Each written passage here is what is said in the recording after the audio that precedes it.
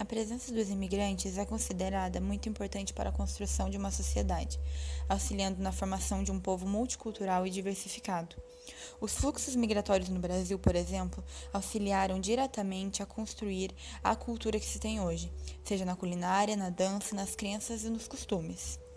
Um estrangeiro traz consigo uma identidade ao país, acrescentando algo que seja passado por gerações, e por isso é uma figura tão necessária. Apesar dessa necessidade que o imigrante carrega, também passa por diversos problemas.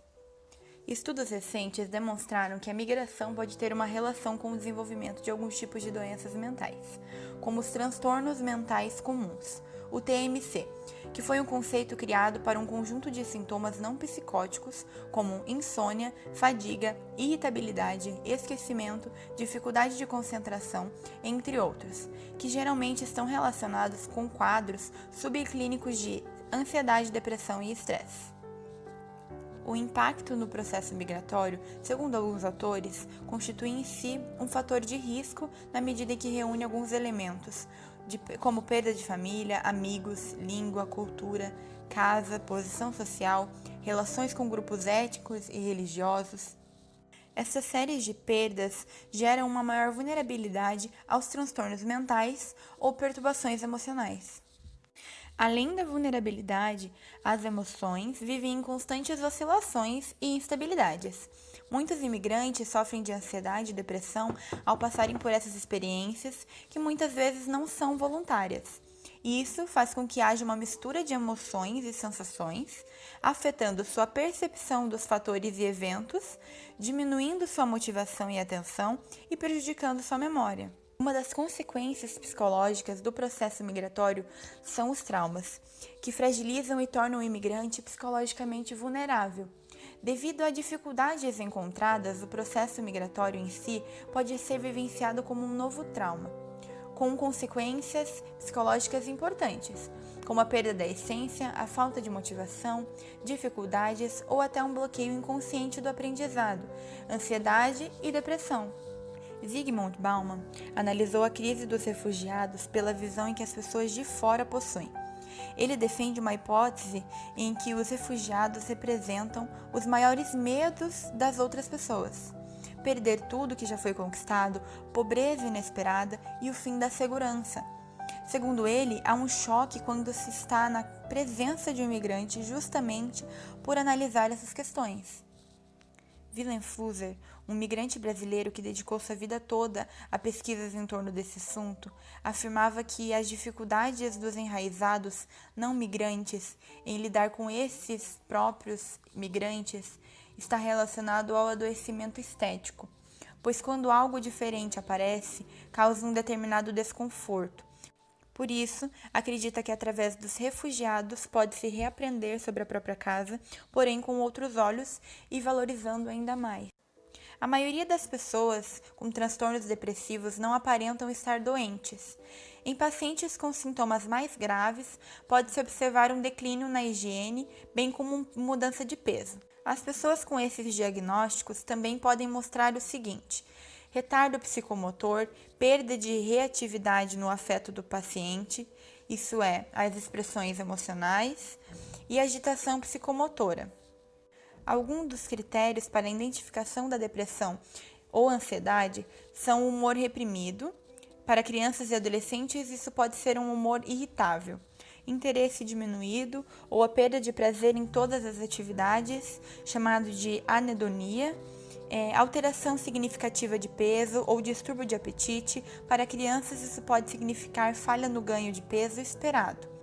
Distúrbio do sono, a insônia ou a hipersonia, agitação ou retardo psicomotor, fadiga ou perda de energia, sentimentos de inutilidade, diminuição na capacidade de pensar ou se concentrar, indecisão, pensamentos recorrentes de morte, idealização suicida recorrente, sem um plano específico ou uma tentativa de suicídio, ou plano específico para cometer suicídio. A depressão e a ansiedade são doenças que afetam não só a vida do indivíduo, mas também o funcionamento de alguns sistemas. O sistema límbico, por exemplo, é afetado principalmente no hipocampo e na amígdala.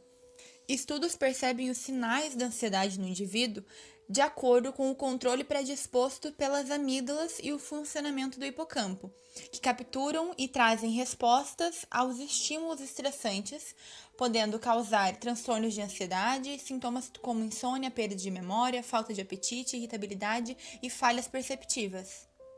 A perda da memória apresenta relações com o hipotálamo e hipófise adrenal, chamado de HPA, que quando desregulado causa alterações hormonais de estresse sobre o hipocampo. As respostas emocionais modulam o armazenamento da memória.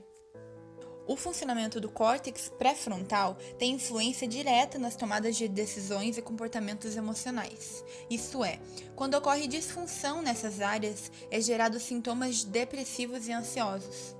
Em algumas análises foi verificado que em pacientes maníacos e deprimidos apresentam uma diminuição na atividade do córtex pré-frontal. E quando o humor volta ao normal, essa área tem seu volume anatômico reduzido, nesses pacientes tornando-se hiperfuncionante nas fases maníacas ou depressivas e retornando a um funcionamento basal quando o humor volta ao normal. A depressão também afeta o sistema nervoso e o sistema endócrino. O sistema nervoso ocorre a comunicação de todo o corpo, por meio de células nervosas chamadas neurônios. Este irá receber um estímulo que irá conduzi-lo de célula a célula, através de sinapses, até a informação atingir o encéfalo. Lá, ela irá ser interpretada, gerando uma resposta que será conduzida pelos neurônios até o órgão executor. Para que isso ocorra, são necessárias substâncias químicas chamadas de neurotransmissores, que são produzidas pelos neurônios e liberadas quando o mesmo for estimulado. Os neurotransmissores irão passar por uma fenda sináptica e estimular ou inibir a célula-alvo. Em um paciente com depressão, ocorre uma disfunção na quantidade produzida e utilizada de alguns neurotransmissores. Além disso, outros mecanismos do corpo atuarão normalmente, como se não houvesse um número menor de neurotransmissores, inutilizando alguns neurotransmissores liberados, o que resulta em poucos neurotransmissores chegando ao neurônio receptor. Assim, eles não poderão cumprir corretamente suas funções. Os neurotransmissores apontados nos estudos mais recentes como os mais afetados na depressão são a serotonina, dopamina e noradrenalina, que são responsáveis pela sensação de prazer, bem-estar e reguladores de emoções. Sendo assim, quando há diminuição desses neurotransmissores, o paciente começa a apresentar sintomas como desânimo, tristeza, insônia, falta do interesse sexual, entre outros. É importante ressaltar que quando se tem depressão, a tristeza e o desânimo geralmente não têm motivo claro, além de ser contínuo, mesmo a pessoa não querendo ficar triste, independente da sua vontade. A ansiedade é uma resposta do sistema nervoso autônomo ao estresse e a uma situação de perigo. Ela se manifesta na ativação do hipotálamo hipófise adrenal, devido a um aumento no sentimento de defesa envolvendo o sistema cerebral de defesa, que se encontra no hipotálamo. Os neurotransmissores na ansiedade irão atuar na regulação de comportamentos defensivos. O organismo libera um hormônio de defesa chamado cortisol, que aumenta a glicose sanguínea. Esse processo desencadeia os sintomas da doença como taquicardia, insônia, dificuldade para respirar e entre outros. O tratamento da depressão é realizado com antidepressivos que são indicados para cada paciente individualmente, de acordo com o tipo necessário e com as respostas do sistema para com o remédio. Os antidepressivos irão atuar de diferentes formas, tendo como objetivo inibir a recaptação dos neurotransmissores e manter um nível elevado dos mesmos na fenda sináptica. É importante ressaltar que o estudo sobre a depressão ainda tem um longo percurso a percorrer e ainda existem muitas dúvidas relacionadas a esse transtorno. Além disso, a depressão não tem uma causa exata, e sim uma soma de fatores que levam o indivíduo a adquirir esse transtorno.